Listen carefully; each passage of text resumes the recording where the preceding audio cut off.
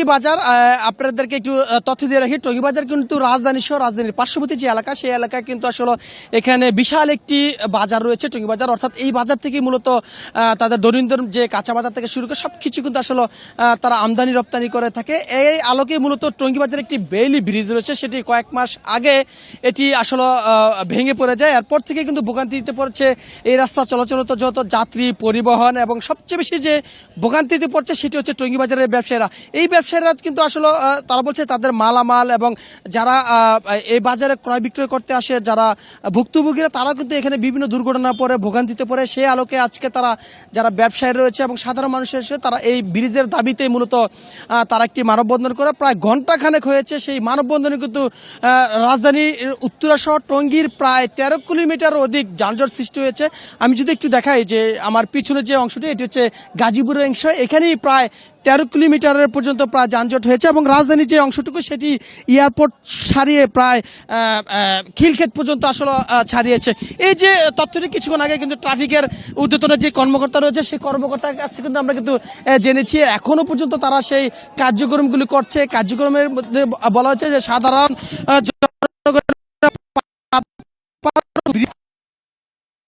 এই মানববন্ধন মূলত বিন্দুরে কিন্তু মূলত তারা এই মানববন্ধনটি করছে। মানববন্ধনে যারা অংশ নিয়েছে তাদের দাবি হচ্ছে দ্রুত এই যে বেইলি ব্রিজটি রয়েছে, সেই বেইলি ব্রিজটি যেন দ্রুত গতিতে করে দিয়ে যেন এই যারা ব্যবসায়ী রয়েছে তাদের জন্য আসলে যে ভোগান্তি, সেই ভোগান্তির জন্য আসলে দ্রুত যেন তাদেরকে লাঘব করা হয়। আমরা এই ব্রিজের এখানে যারা রয়েছে আমরা একজন ব্যবসায়ীর সাথে কথা বলার চেষ্টা করছি। কি দাবি নিয়ে মূলত এই জায়গায় আমাদের টঙ্গী বাজার 4,500 ব্যবসায়ী আছে। আমাদের যে নিচে চলাচলের জন্য যে বেইলি ব্রিজটা রয়েছিল, আপনারা সেটা জানেন, কিছুদিন আগে সেই ব্রিজটা ভেঙে ফেলেছে, যার কারণে আমাদের এই বাজারের অনেক ব্যবসায়ীরা অসহায় হয়ে পড়েছে। তারা ব্যবসা বাণিজ্য করতে পারতেছে না। অনেক পরিবার সাময়িকভাবে যাতায়াতের কষ্ট হচ্ছে।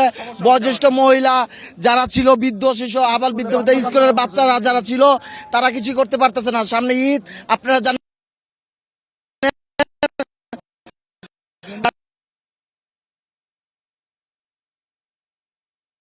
এই কারণে আর পারছি না ব্যবসা বাণিজ্য করতে। তাই আমাদের সবার ব্যবসায়ী বৃন্দের প্লাস গাজীপুরবাসী তথা টঙ্গীর দাবি, আমরা অবিলম্বে নিচে আমাদের একটি বেইলি ব্রিজ তথা সেতু জানি অবিলম্বে নির্মাণ করে, এটাই আমাদের দাবি।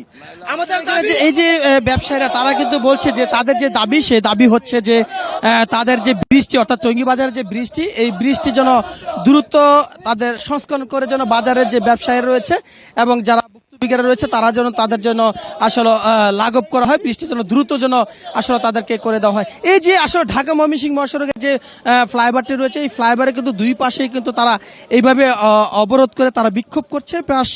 প্রায় 1.5 ঘন্টা যাবত তাদের এই বিক্ষোভ আন্দোলন চলছে। এই তাদের যে বিক্ষোভ আন্দোলনগুলো তার মধ্যে হচ্ছে যে তাদের দ্রুত গতিতে যেন তাদেরকে যেন এই ব্রিজটি যেন আসলে নির্মাণ করে নিশ্চিত করা হয়, এবং নিশ্চিত করেই যেন তাদেরকে আসলে এখানে বাজারের যে সাধারণ ব্যবসায়ীরা যারা রয়েছে তাদেরকে যেন নিশ্চিত করা হয়, সেই বিষয়টি আসলে জন্য তারা মূলত দেওয়া হচ্ছে। এই যে ব্রিজটি কিন্তু আসলে বেশ কয়েক ঘন্টা কিন্তু হয়েছে। তারা কিন্তু বলছিল যে যতক্ষণ পর্যন্ত কিনা তারা এই ব্রিজটি আসলে তাদেরকে নিশ্চিত না করা হবে, ঠিক ততক্ষণ পর্যন্ত তারা এই ব্রিজটি আটকিয়ে রাখবা হবে। এখানে যারা নেতৃত্ব দিচ্ছে তাদের সাথে কিন্তু কথা বলছে, তারা কিন্তু ঠিক একইভাবে বলছিল যে দ্রুত গতিতে যেন তাদের এই ব্রিজটি যেন আসলে নির্মাণ করা হয়, নির্মাণ করার পর যেন তাদেরকে নিশ্চিত করা হয়। এখানে যারা টঙ্গী বাজার যারা ব্যবসা রয়েছে তারা কিন্তু সকলে কিন্তু ঠিক একই কথা কিন্তু বলছিল, যেন দ্রুত গতিতে যেন তাদেরকে যেন আসলে বৃষ্টি যেন নির্মাণ করা হয়, সেই বিষয়ে কিন্তু তারা বলছিল। এখানে একজন ব্যবসায়ী রয়েছে, আমরা কয়েকজনের সাথে কথা বলবো। আজকে যে নিশ্চিত করছে, কি বিষয়ে নিশ্চিত দিচ্ছে আপনাদেরকে? আমাদেরকে একটা বেইলি ব্রিজ আছে, বেইলি ব্রিজ রুটসন হাই করে দিব। আর এই ব্রিজটা যেটা আছে এটা থাকবে, এটা আমাদের ভ্যান গাড়ি, রিক্সা এবং ছোট পিক আপ, মালবাহী সারার পিক আপ এখানে চলাচল করবে। আর সামনে আরেকটা যেটা আছে ওইটা বেইলি ব্রিজ রুটসন হাই আমাদেরকে করে দিবে।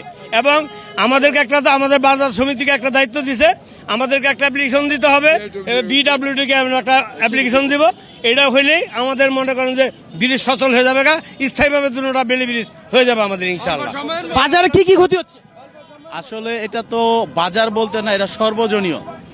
একজন শিক্ষক, একজন ছাত্র, একজন ধর্মপান মুসলমান সবার জন্য। আসলে এই বেলি ব্রিজটা যদি না হয় আমাদের জন্য খুব একটা দুর্ভিক্ষ হবে, আর এই দুর্ভিক্ষ আমাদের কি যারা অসুস্থ রোগী আছে তাদের জন্য হবে। তা আমাদের ঊর্ধ্বতন কর্মকর্তা আজকে সহজে তারা আসছে, আমাদেরকে আশ্বস্ত করছে যে অতি শীঘ্রই তারা আমাদের এই বেলি ব্রিজ আরেকটা যেটা ভেঙে গেছে করে দিবে, এবং যেটা বর্তমান আছে এটা এইভাবেই রাখবে।